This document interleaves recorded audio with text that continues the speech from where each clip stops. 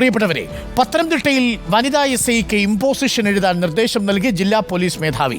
പതിവ് സാട്ട റിപ്പോർട്ടിങ്ങിനിടെ ചോദ്യത്തിന് മറുപടി നൽകാത്തതിനെ തുടർന്നായിരുന്നു നടപടി.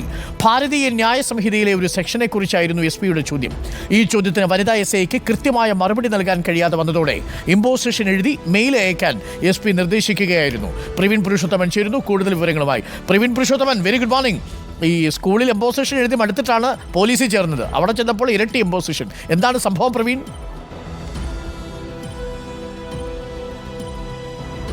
Good morning Arun. 3 ദിവസങ്ങൾക്ക് മുമ്പാണ് പത്തനംതിട്ടയിൽ ഇതുപോലെ വിചിത്രമായിട്ടുള്ളൊരു സംഭവം നടന്നത്. സാധാരണഗതിയിൽ എല്ലാ ദിവസവും രാവിലെ 8 മണിക്ക് ജില്ലാ പോലീസ് മേധാവിയുടെ നേതൃത്വത്തിൽ ഒരു മീറ്റിംഗ് നടക്കാറുണ്ട്. അത് ഓൺലൈൻ മീറ്റിംഗ് ആണ്. എല്ലാ പോലീസ് സ്റ്റേഷനുകളെയും പ്രധാനപ്പെട്ട പോലീസ് ഉദ്യോഗസ്ഥരായിരിക്കും എസ്.പിയോടൊപ്പം ഈ ഒരു ഓൺലൈൻ മീറ്റിംഗിൽ പങ്കെടുക്കുക. പ്രധാനമായും കഴിഞ്ഞ ദിവസത്തെ പ്രധാനപ്പെട്ട കേസുകൾ, ഏതൊക്കെ കേസുകൾ സ്റ്റേഷനിൽ രജിസ്റ്റർ ചെയ്യപ്പെട്ടു, ഓരോ കേസിൻ്റെയും അന്വേഷണ പുരോഗതി തുടങ്ങിയ കാര്യങ്ങളൊക്കെ ഈ ഓൺലൈൻ മീറ്റിംഗിൽ ജില്ലാ പോലീസ് മേധാവി മറ്റ് പോലീസ് സ്റ്റേഷനിലെ ഉദ്യോഗസ്ഥരോടൊക്കെ ചോദിച്ച് അറിയാറുണ്ട്. ഇതൊരു പതിവ് മീറ്റിംഗ് ആണ്. ഈ മീറ്റിങ്ങിനിടെയാണ് ജില്ലാ പോലീസ് മേധാവി ഒരു പോലീസ് സ്റ്റേഷനിലെ എസ്.ഐയോട്, വനിതാ എസ്.ഐയോട് ഭാരതീയ ന്യായ സംഹിത, അത് പുതിയ നിയമവ്യവസ്ഥയാണ്, അതിലെ ഒരു സെക്ഷൻ സംബന്ധിച്ചൊരു ചോദ്യം ഉന്നയിച്ചത്.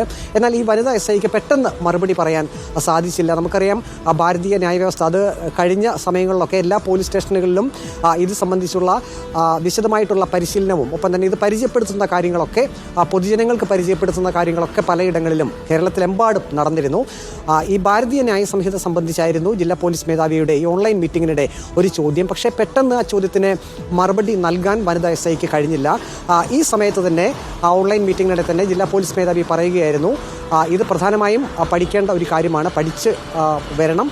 അതുകൊണ്ട് തൽക്കാലം 3 പ്രാവശ്യം താൻ ചോദിച്ച ചോദ്യത്തിനുള്ള ഉത്തരം അത് എഴുതി മറുപടി നൽകണം എന്നായിരുന്നു ജില്ലാ പോലീസ് മേധാവിയുടെ ആ ഒരു നിർദ്ദേശം. അത് എഴുതി മെയിൽ ചെയ്യണം എന്നായിരുന്നു ജില്ലാ പോലീസ് മേധാവി നിർദ്ദേശിച്ചത്. ഏതായാലും വനിതാ എസ്.ഐ ഇത് 3 പ്രാവശ്യം എഴുതി ജില്ലാ പോലീസ് മേധാവിക്ക് മെയിൽ ചെയ്യുകയും ചെയ്തിട്ടുണ്ട്. ഏതായാലും പുതിയ നിയമ സംഹിത വന്നതോടുകൂടി ഉന്നത പോലീസ് ഉദ്യോഗസ്ഥരും ബാക്കിയുള്ള പോലീസ് ഉദ്യോഗസ്ഥരുമെല്ലാം എത്രമാത്രം അത് പഠിക്കണമെന്നുള്ള ഒരു ഉദാഹരണം കൂടി ആയിട്ട്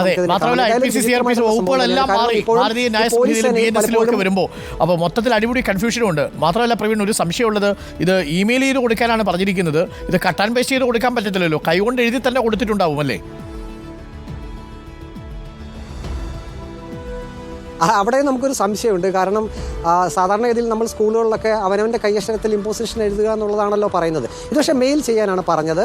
ഏതായാലും പോലീസിൽ തന്നെ ഇതൊരു ചർച്ചാ വിഷയമായിട്ടുണ്ട്. കാരണം നമുക്കറിയാം, ഈ ഉന്നത പോലീസ് ഉദ്യോഗസ്ഥർ പലപ്പോഴും കീഴുദ്യോഗസ്ഥരോട് മോശമായി പെരുമാറുകയും അത് മാനസിക സമ്മർദ്ദത്തിനിടയാക്കുകയും, നമുക്കറിയാം ഈ പോലീസ് സേനയിലൊക്കെ ആത്മഹത്യാ നിരക്ക് കൂടുന്നു എന്ന് പറഞ്ഞൊക്കെ പല റിപ്പോർട്ടുകളും ഒക്കെ പുറത്തു വരുന്നുണ്ട്. പക്ഷേ ഇതൊരു നമ്മൾ കുറ്റപ്പെടുത്തി പറയുകയല്ല, എങ്കിൽ പോലും പുതിയ നിയമസംഹിത എത്രമാത്രം പുതിയ ഉദ്യോഗസ്ഥർ അത് പഠിച്ചിരിക്കണം എന്നുള്ളത് തീർച്ചയായിട്ടും അത് പഠിച്ചിരിക്കുക തന്നെ വേണം. പക്ഷേ അതിന് എംപോസിഷൻ എഴുതിപ്പിക്കാൻ അധികാരമൊന്നും മുതിർന്ന ഉദ്യോഗസ്ഥർക്കില്ല. കാര്യം അതൊന്നും ചട്ടത്തിൽ പറയുന്നില്ല.